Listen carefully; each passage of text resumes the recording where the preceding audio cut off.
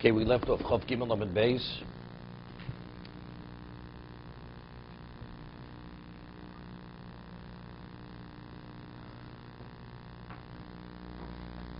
Okay.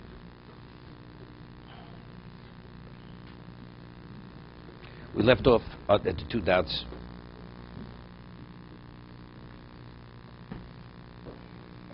You know, it's interesting, just before we go further, we had said that according to Shimon al-Lazar, that the slave himself cannot receive the get. He does not have the capacity to receive the writ of emancipation. However, the Mishnah says, but if the master gives to a third party, everybody agrees, because Shimon al-Lazar says it's a merit for the slave to be freed. A third party can receive it on his behalf. But despite that, the Gemara had a question: could the slave make a shliach? So the question which we discussed was, but if zchiz mitam shlichus, but if the mechanics of when you do something which is beneficial to a third party, the reason why it's attributed to him is because you become his agent. So evidently, he can make an agent. He can have an agent, right? That was the difficulty. So we said that some say, so you see from this, that the process of zchiyah is unrelated to being a shliach. The Torah says that if you do something beneficial for another person, your intent is that he should be the beneficiary, the result of that action is attributed to that person, right? That's what we said. Because otherwise, because if the reason why it's attributed is because he's his shliach, so you see a person can make a shliach. David can have a shliach, right? That's what we had said. However, Rav Baruch Ber Leibowitz, the commentator to Rosh Hashiva, writes, brings the name of his Rebbe, Rav Chaim Brisker, that he explained it differently. He says something interesting, even though I have difficulty fitting it into the Gemara a little bit, but in concept. When a person makes an agent, now, we discussed the case that if I make an agent to seize property on my behalf, where I have a right to that property. I can make an agent to seize property, as long as it's not a detriment to others. Meaning, if you have a person who's a debtor, and he has 10 creditors, and he only has enough money to pay one of the creditors, and you appoint an agent to seize property on your behalf, is it a valid seizure? Can you appoint an agent in that context? So, according to Tosas' position, you cannot. Why? Because it's a chav lachrini. Because if your agent seizes the property, you're denying all the other creditors, right, the opportunity to seize property. If he only owes you or he has enough to cover all of them, so you have a right, you have a claim. So since you have a claim, you have a right to appoint the agent to take on your behalf. 1 second. That's where I'm getting to. I'm getting there. But if not, if there's only enough to pay one of the creditors, even if you appoint the agent, your agent cannot seize the property. That's called chav lacheri. If it's a chav, it's a detriment to others, the Torah doesn't give you the right to appoint the agent. Now, what is the rationale? So Reb Chaim cites Yerushalmi that the only person who's able, where do we learn shlichus from? Learn from a number of locations. That if you have control over a situation where something is available to you and you have a right to take it, Torah says, introduces a concept, could have a person representing you, and that person is the equivalent of yourself. If you appoint him to be your representative, which is the concept of shliach, of your agent. So this concept, it's referred to as, it's shliach shel bal hamomon. That if you're the bal hamomon, I have a right to whatever it may be, that means you have control over that. As I could take it, I have a right to appoint an agent. You need shliach shel bal hamomon, okay? So if there are other creditors, and by me appointing the agent, I'm going to deny them, that means the money that I'm taking is not really rightfully mine. It's not exclusively mine, right? If you have a lost object, which you say, let's say you have a right to appoint a shliach, it's not considered a detriment to others. It's a question in the Gemara, right? If something is ownerless, and you appoint an agent to take possession of it yourself, there's a question whether that's called chav lachrin, because you're denying other people the opportunity to take possession, okay? One second, before we ask questions. right? That if, let's say you say the ownerless item, since nobody has a claim to it, me appointing the agent, denying a person a right to take something which he has no claim, that's not called a detriment. So therefore, I have as much right to it as anyone else. What about if they have 10 people having a claim? So me taking the item, seizing the item, that means I'm denying them something that they have a right to. They have an intrinsic right because they have a claim. If it's a claim, then you cannot appoint the agent. You cannot appoint the agent. So it's the concept of shlich shel bala mamon. You're the agent of the one who has the right to that money. Okay? So now, a person's a chattel. The Evet's a chattel. Correct? Now we have a question, can he appoint the agent or can he not appoint the agent? Similar to the woman, Lola Misha, or not? So the Gemara says, but if the owner of the slave, the master, would give the get to a third party, it would not be a problem. Now, when he gives it to the third party and the third party accepts it, what does the third party, what exactly is his status? He's a shlich l'kabola. He's the agent of the slave, right? That's what he's accepting the get on behalf of the slave. It says mizak al yidei acherim. Now, why, when he gave it to the third party, why was the third party able to become the agent of the slave? Because the master authorized that. The master says, I want you to do an act which is beneficial to my slave. So because he's the owner of the chattel, he has a right to dictate that. He has a right to dictate that. So in essence, he's becoming the agent. The mechanics is agency. But how did he become the agent? Because the master wanted to do an action which should be beneficial to a slave. That's the reason why the agency works. But let's say the slave on his own appoints the agent, without the knowledge of the slave, even though the master is willing to put the get into the hand. But why are you a shlich l'kabola? It's because I want to bring you merit. It's because you chose to act on your own. You're not authorized. It's not within your capacity to create that agency, because you yourself don't have the capacity to receive the get. Right? According to Shimon Elazar. Because he rejects the concept of kitiv yodabon ke'echad. So it's only because of what? But you're not the master of your own fate. Your master is the master of your fate. So if the master gives it to a third party, where it's only due to the master, you're representing the slave, right? Then you can. Because he's authorized to determine who should be the shlich, or not, when the shlich should be and not be the shlich. But if the slave on his own, independent master, chooses to make the shliach, he's not qualified to make the shliach. That's how Reb Chaim learns the Gemara. So the mechanics is, zechiyos is shlichus. However, what is the shortcoming of the slave is because he's not in control of his own fate, because he's only a chattel, he's not independent of the master. So why is that so different than what we've learned so far? Because again, we had difficulty. If he can't make a shliach, so why could a third party take possession on his behalf? Why is that action attributed to the slave? That was our difficulty. Right? That's the difficulty we had. If it's chiyah, right? If he's a shliach, okay, so it's equivalent. The slave received it. But if it's not, he's not a shliach, how did the slave receive it? What exactly is the mechanics? Right? That was our difficulty. I'll tell you the truth. Even though if you don't learn the Reb Chaim, it's a problem. Because if it's a question of ownership, if the Torah says the get has to be put into the hand of the slave, similar as the get has to be put into the hand of the woman, right? Domain is the equivalent of the hand. So if you're not a shliach, factually, the action is attributed to the slave. But was it ever put into us?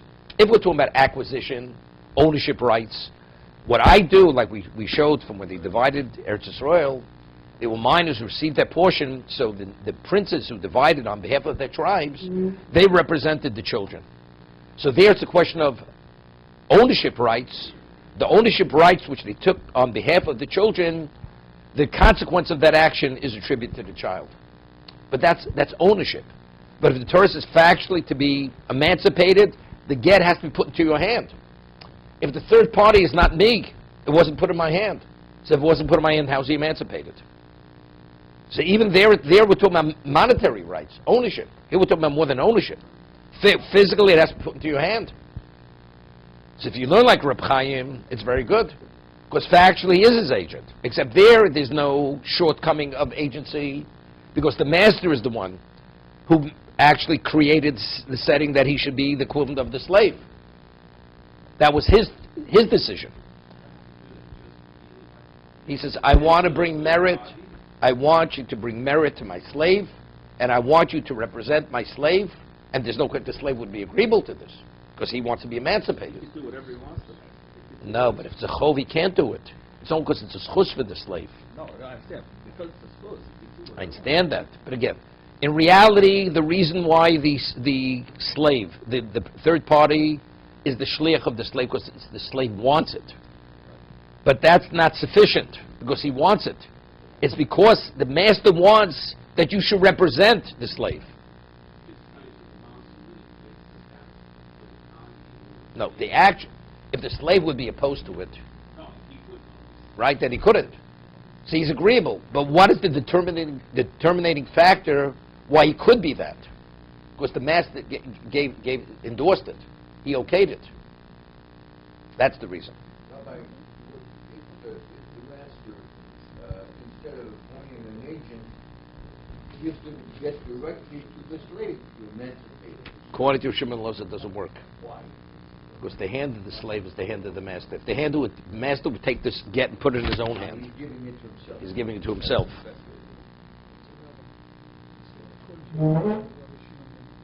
Elazar. If we say that agency is the equivalent of one doing it for himself, so if I point Mr. X as my agent, put something in Mr. X's hands, it's the equivalent of putting it in my hand. David, this is the third time you're asking this question. I'm still Okay. So We're not talking the physicality. Halachically, it's him. But the third party is not his chattel. Halachically, he is his representative. It's the equivalent of him, but it's not him. You can't say the third person is the chattel of the master. The issue was he's his chattel. The third party is not his chattel.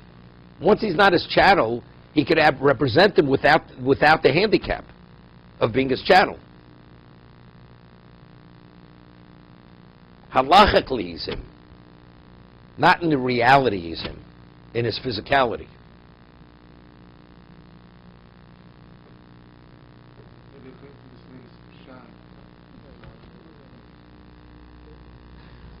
then how does it, Thank you. we're saying the slave does have an ability to appoint an We're saying now, because of the Gzera Shavadollah, he can. He agent. can. Appoint an Correct. So how does that agency work vis-a-vis the master? We're speaking about what a master is agreeable to give the get to that person, who the slave appointed. He's agreeable to give it So the master puts the get in the hand of this third party. Of the third party. Correct. Now, why is that not the equivalent of the master putting it in the hand of the slave? Because the shliach is not the chattel of the master. Halachically, he represents him. But as a possession, he's not his possession. The shlich is not the possession of the master. This is how we circumvent the issue. But the shliach has no ability. Has the halachic status of the slave. The shliach has no ability to own them. The status of The slave. The shliach of the slave. What do you mean? No, if he acquires anything, because the consequence of acquisition is attributed to the master. If the master puts a gold coin in the hand of a third party, who's the shliach of a slave, what is happening to that gold coin? It will immediately. Interesting question. It will belong to the master. Okay. No, wait. But it's different. It's different. That will be like the woman acquiring something. It's a two-step process. When the slave picks up the gold coin, the hand of the slave is the master. When the shliach of the slave is given the gold coin, on behalf of the slave, the shliach acquires it, and then it transfers to the master. The shliach acquires it for who? For the slave, and then it's transferred to the master. So now... Okay, that's the difference. You got it? So that's where I'm going. So now what happens to the get? No, it doesn't make... Once it goes into his hand, he's emancipated. There's no second step. It doesn't go... See, here, if it's synonymous, the slave never received it. If a slave receives the get shichur, he's emancipated. There's no second stage. Doesn't go beyond that point. If it's an acquisition, I give it to the shliach of the slave. Anything the slave owns is transferred to the master. One of two reasons. Either the hand of the slave is the master, the shliach's hand is not the master. It's the hand of the slave. But whatever the slave acquires is transferred to the master. So then there's a second step. That's the second stage. But regarding the get shichur, the moment the slave receives his get, he's no longer a slave. So there's no second stage. These things actually happen simultaneously. You're saying there's two steps. It's not simultaneous. They're consecutive. A woman acquires something, correct? She acquires it. Torah says what you acquire is transferred to your husband. So she has an independent ability to acquire. She's not the chattel of a husband. But the value of the acquisition is transferred. So that is the equivalent when the slave makes a shliach. That is the equivalent of the woman. When the third party receives the gold coin On behalf of the slave. on behalf of the slave, we're saying that the agent acquires ownership of the coin himself? No. Acquires it on behalf of the slave. On behalf of the slave. Okay, so the moment someone puts it in the hand of that third party, The slave you say the slave has acquired it. Has acquired it. We also say the slave has no ability to own anything. No, but that's for a different reason. That's for a different reason. Well, I care about No, a woman can't own anything either. Can't own anything either. Because there's a second stage. The moment she owns, it's transferred right out of her domain. A woman makes an acquisition. What happens after she acquires? It's transferred immediately out of her domain. A slave, if there's no transfer out of domain, his hand is the domain of the master. It's not transferred out. It never went into his domain. But if the slave has the ability to make a shliach, the shliach is not the domain of the master. The shliach is the slave's domain. Correct? It's like similar to the get shichur. Therefore, after he acquires it, now it transfers to the master. But if he receives a get shichur, the moment he receives that, there's no second stage because he's emancipated immediately. You made a statement there that requires further explanation. If I say that the agent's hand is my hand, if I say that, It is your hand. if the agent's hand is my hand, and my hand is my master's hand, Again. then there's a linkage between the master and the agent. Again, but in the mechanics, it's a different mechanics. Your hand, we're saying regarding the get shichur, correct? I could appoint a shliach to receive it. But if the get is put in my hand, I'm not emancipated. So ask your same question. Why, in regard to the agent, if he receives it, he's emancipated? That's my question. Why? So I'm explaining to you. Because the only reason why, that's within context of halacha. In terms of acquisition, factually, your hand is the master's hand. Because you're his shadow, you're his object. You're no different than his courtyard. You put something in his courtyard, the master acquires. You put something in the hand of the slave is the courtyard of the master. The shliach is not the courtyard of the master. He's the halachic representation of the slave, but he's not a chattel. So if that's the case, when he's receiving it on behalf of the slave. The moment the slave receives it where he doesn't have the obstacle of chattel, he's emancipated immediately. We'll leave that. I was going to ask just one other thing. What would happen if the master, with respect to his slave, would say, I'm relinquishing my ownership Of the slave? of the slave. I'm He hasn't given a gift. He just Mafkir Avdo. Hefker. What happens now? Now he Does that slave have the ability to acquire? definitely he has the ability to acquire. Definitely, he's no one's chattel any He's longer. not a Jew yet. No. Because he's a woman Jew. He only has the obligations of a woman. So if the master would then put the get in that slave's hand, what would happen? He'd be emancipated. Then he would be emancipated. Why isn't that the mechanic of this? Because now we're not speaking about first where he disowned him. He didn't disown him. First it's an argument. Ram and Shmuel. Shmuel says if you disown a slave, he needs no get shikra. That is emancipation. Disowning a slave is emancipation. The Torah says you should. No. It doesn't. No. Torah says it's one of the ways you could emancipate a slave. But if you disown a slave, he's emancipated. He becomes a Jew. Does not need anything. He has the obligations of a man. Of a man, that moment. The moment you disown him, he becomes a full Jew. What if he's injured? So it's injuring an independent party. What? Doesn't mean he's a Jew already. You're not got a Jew's tooth. You're a damager. Okay? No, but it comes out interesting. According to what we're saying, that if a person appoints, the slave appoints an agent, so we're saying the agent not being the chattel of the master has the ability to acquire. But he acquires transfers to the master. What happens if a party gives, to the master? Whatever the shliach acquires, on behalf of now transfers to the master. Because he's still a slave. Because he's the beneficiary of the action, of the acquisition. So now he's acquired, so now it transfers to the master, correct? So what happens now? Somebody gives this shliach a matana al nasheim rabba rushuspo. He gives a gift with limited rights to the shliach of the slave.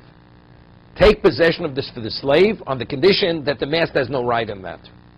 So that's similar to what we discussed. If you give a gift to a woman who has an independent ability to acquire, on the condition that her husband has no right to that acquisition, it's hers, right?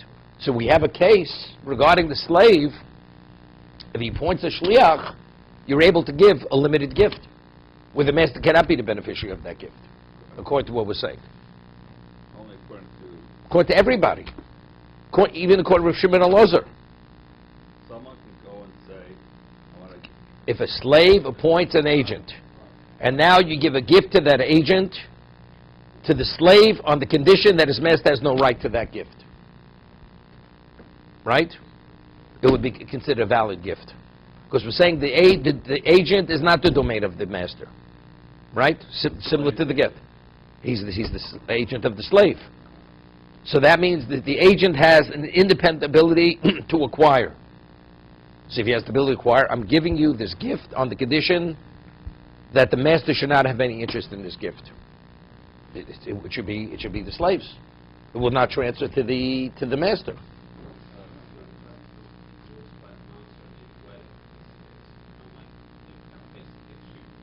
We're concluding a slave can make a shliach. So if you can make a shliach.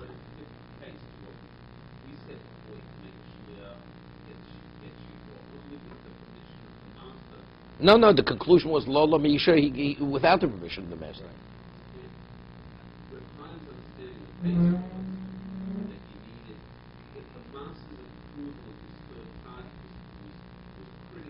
That was without the conclusion of the Gemara.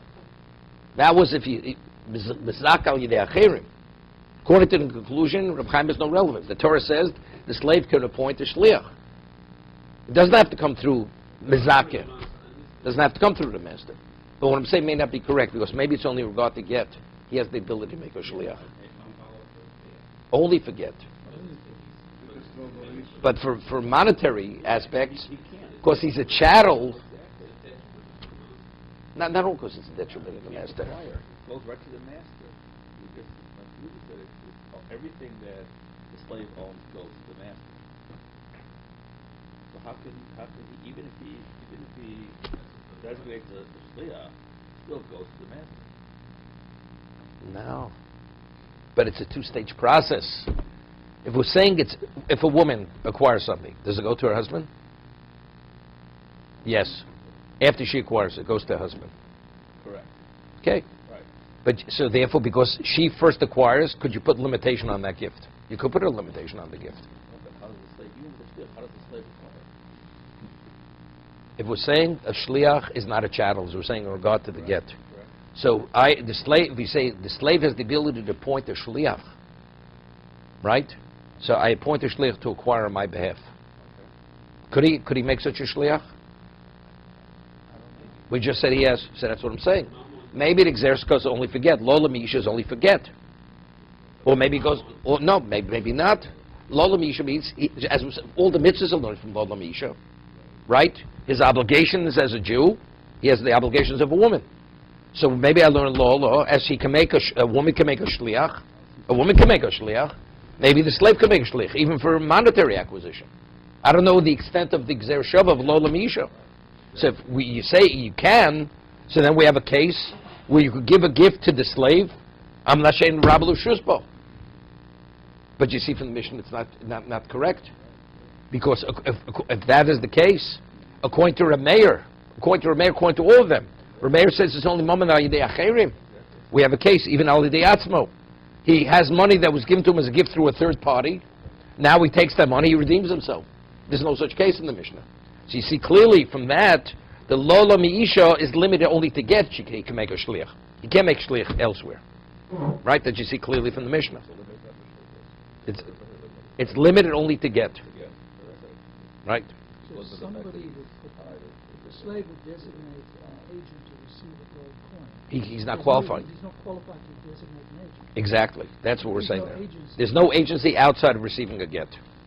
Okay, so then I'm, because it's a very narrow, the Torah allows only this. Correct. That you see clearly from the Mishnah. Because we have in the Mishnah, there's no case of Mammon al Yidei Atzmo, where he has money, according to where he could redeem himself. The Atzmo is the star. Rameir says he cannot. No, I understand, because that's Kitav Yodabon Ke'echot. Right. That's only because that's something specific to get. But if you can make an agent, and it goes beyond get, make an agent, he'll acquire it. There's a limitation, so he has money. The answer, he has no ownership. So if he has no ownership, he's not able. So only the third party give money on his behalf. He can't give money on his own behalf. But he can still receive his conditional gift, the slave. Cannot receive it. The conditional gift. No, cannot receive it. Somebody places the condition, the master has no right to No, then it means nothing. Then it's nothing. It's like I put money in your hand. I say, you have no right to acquire it. So we're changing the position. We said that No. he could. No. He could. No, we just proved no. That's only for get. It's only through a shliach this is possible to come about. But we've proven from the Mishnah that it's not correct. The Lola Mi'isha, that he can make a shliach, is limited only to get, not for acquisition. I'm not talking about the shliach, I'm talking about the direct gift in the hand of the slave. It belongs to, and you put a limitation on it. Yes. It's definitely nothing. We never, that, according to everybody. I thought that No, wait. No, I'm talking according to Rameir. According to Rameir. Or according to Reb Shimon Elazar. Rameir Reb Shimon Elazar. You put a gift in the slave's hand on the condition the master has no right to it. what has happened. Nothing. It's like putting something in the master says you have no right to it. It still belongs to the giver. It belongs to the giver. No ownership has changed No. place. Correct? It's like, because it's like putting something in the master's hand saying, I'm giving you on the condition you have no right to it. That's what you've said.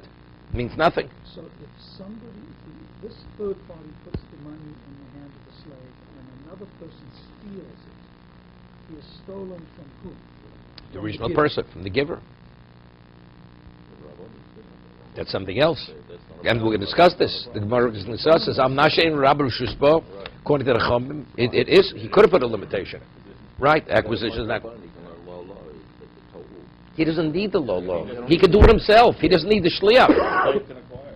Slave, right, definitely through a shliach. There's not even a question.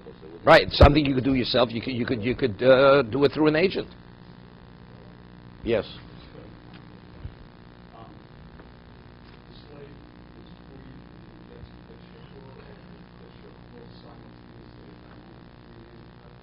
According to the Chachamim and Rameir, the moment he gets a shichrur, he's freed immediately. According to Shimon Elazar, he has no capacity to receive the get shichur.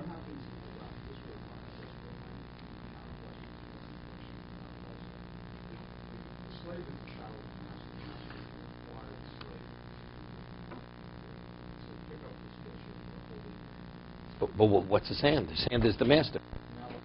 Let's say the master would take the get shichur of the slave, put it in his courtyard, say, I want my slave to be emancipated when I put it in my courtyard. Is he emancipated? Definitely not. So putting it in the slave's hand is like putting it in his own courtyard. But he has to receive it. He has no capacity to receive it. That's what Shimon Elazar says. None whatsoever. Right, exactly. Because there's a git of yod bon kechot. Because for that the Torah gives him the capacity to receive. Okay, let's go further. We'll see. We don't rule like Rosh Shimon Elazar. The slave has the capacity to receive the get directly himself. How about money? Money, that there's a toast here. We rule like Reb Meir. We'll see. We rule like the Reb Meir. That the slave does not have the capacity to receive. The Mishnah says that Reb Meir says he could receive the get himself, but money, it's a third party giving the money to the master to emancipate the slave. The slave cannot have ownership in money to give his own money to be emancipated. Because we said according to Reb Meir, he doesn't have the capacity to acquire money. So what the Chacham say? No, he can. So what's the machlokas? What's the argument of Reb Meir and the Chachamim? Reb Meir sava in kinyu le'eved below rabo. A slave cannot make an independent acquisition without the master. Then kinyu li'isha below balo, and a woman cannot acquire anything without her husband. So we'll define what this means. What it means, mashakon eved kona rabo. What the slave acquires belongs to the master. What a woman acquires belongs to her husband. Rabbanut Sari yesh kinyan le'eved below rabo. A slave can acquire without the master, and a woman can acquire yesh kinyan le'isha below balo, which we'll see in a moment, which is not correct. Amar Rabbo, Amar Rav Sheshes. Rabbi is the name of Rav Sheshes. The Kuli Alma in Kinyan Le'eved below Rabbo and Kinyan Le'isha below balo. Everybody agrees. What the slave acquires is immediately transferred to the master, and what the woman acquires is immediately transferred to the husband. I'd once mentioned a number of times over the past few years, there's a response that was written a few hundred years ago where, Jews, they sell the chametz before Pesach. So in this particular community, they sold their chametz to this non-Jewish woman, and, the distillery and all the chametz, and then they found out that she was married to a Jew. The shiksa was married to a Jew.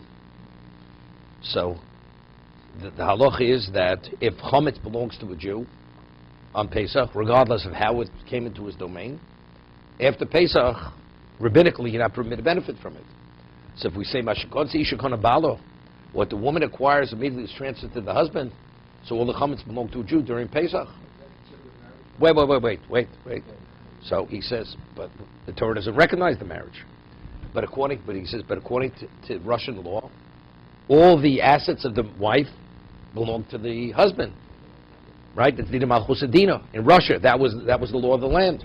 A woman cannot own anything independent of her husband. So even though on the Torah level it's not a marriage, but since it's recognized by the Russian government as a marriage, so if that's the case, all the chametz belongs to the husband. So the community has a real serious problem. That means everything's not permitted after Pesach. That was the problem.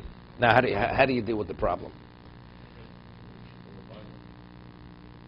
So, no, it's just the opposite. So the husband's a Jew. So everything was transferred to the Jewish husband. So the chametz belongs to the Jewish husband on Pesach. So we have a problem, right? So what he said was, he cited a Chuvas of Rashba. If he's married to a non-Jew, evidently he doesn't value his Judaism very much. But we're not talking about a person who's defiant. He's not a defiant Jew. That despite, he'll go out of his way to violate the Torah, to be in violation to a greater degree. So he says, we could say with certainty, this Jew, if the acquisition of the chametz would only be considered a greater detriment to him and a liability to him, would he want to take possession? We could say with absolute certainty, definitely not. So, even though we say mashakonsi shekona balo, over here the wife acquires, it transfers. Let's say he says, I'm not interested. I don't want it to transfer. You can't force a person to accept something, to accept ownership. So therefore, because we could say with certainty he would not want to have greater liability to possess chametz, because ultimately he knows he has to give it back, sell it back after Pesach. There's no profit here. There's no gain. He's going to have to give it back. So what has he gained? All he has is liability with no profit. If that's the case, we say with certainty he definitely does not want it. As a result of that, there was never a transfer. The wife acquired it, and it remains by the wife. That was the psak. That was the ruling. She'll get the money either. She's going to get the money either way. No, the profit's not from owning the chametz. The profit is not from owning the chametz. If he owns the chametz, he won't get the money. Just the opposite. Just the opposite. The gain is, and not only that, here he only has liability and nothing. So of course he prefers that he doesn't want. What does he need liability for? And here he has the money. The woman has the money.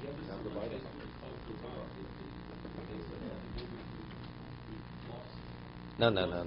That's Yishlo Midas. No, that's Yishlo Midas. That's something else. She wasn't the owner. Yeah, that has no relevance to this. No. Rabbi, what about if the man didn't know that the shikse owned the chametz? He never knew it during the entire Pesach. Even he doesn't know what his wife did? Yeah, he didn't know what his wife did, yes. Doesn't make it, but we still with certainty he doesn't want it. Your wife goes and buys you a certain kind of a gift, and you cannot tolerate the color of whatever that is. We could say with certainty you don't want it. Well, you weren't aware of it. It's irrelevant what you're aware of it. But we could say with certainty you didn't want it, so it doesn't transfer to your domain. Okay, just have another minute, I think. No? 30 seconds, okay. You catch a plane within 30 seconds, right? Okay. So, Omer Rabba Rav Kuli Alma Ein Kinyu Le'Ever B'Lo Rabba Ve'Ein Kinyu L'Isha B'Lo Bailo. Everybody agrees the slave, what he acquires, transfers to the master. What the wife acquires, transfers to the husband. Hochab Ma'askinu, what's the argument? Da'akni Le Acher Mono, a third party gave the slave or the wife $100. V'Omala Al Manash Ein L'Rabach Rishus Bo, and said it's yours on the condition that the transfer should not take place. Rameir Soma Ki Omala Kni Koni Eved v'Koni Rabbi. Normally we say the Eved acquires and it's transferred to the master. V'Chi Omale Amnash Lo Klum Komer. Komale, it means nothing. Because why? Because it has to transfer. Or as we explained, because the acquisition of the slave is the acquisition of the master. Like putting it in the master's hand, saying, you should not acquire. To be continued. Kaddish.